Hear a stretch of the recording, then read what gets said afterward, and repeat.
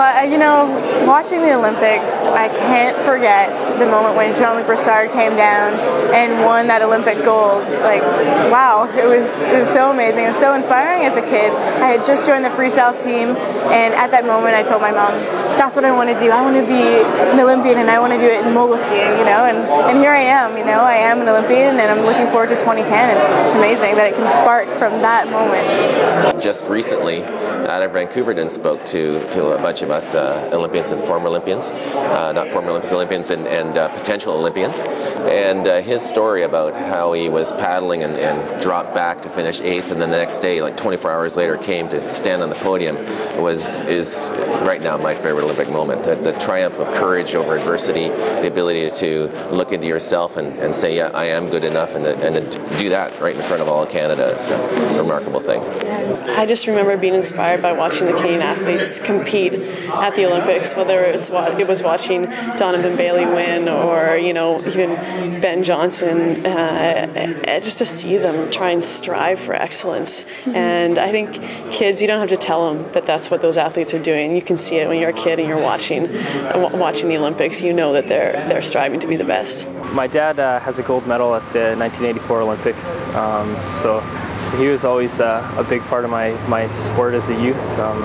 I looked up to him. Through that, I began kayaking. That's what his gold medal was in, was kayaking. And began to meet a lot of the other kayak athletes. Adam Vancouver, and I raced at his club in Ontario at Burloak for a number of years, and he was a big inspiration to me. I think my favorite moment actually was at a World Championships, and was watching Mike Powell and Carl Lewis go back and forth over the world record in the long jump.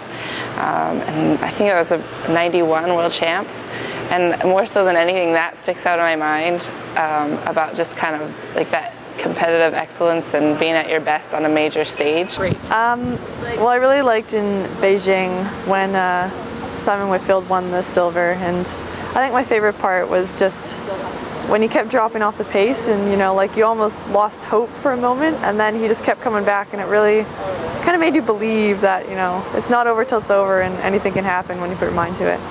Well, I watched Karen Lee Gardner win her Olympic medal at the Olympics, and that was a moment of, I want to do that. I saw a Canadian win a gold medal, and I wanted to do that. And watching Canadians enter the stadium in the opening ceremonies and hearing Team Canada announce, I always got goosebumps. So it was just, for me, growing up with those kinds of images and sitting as a family watching the Olympics, like, I mean, I grew up in a household that didn't watch tons of sports, but the Olympics were just, it was special. It's really something else.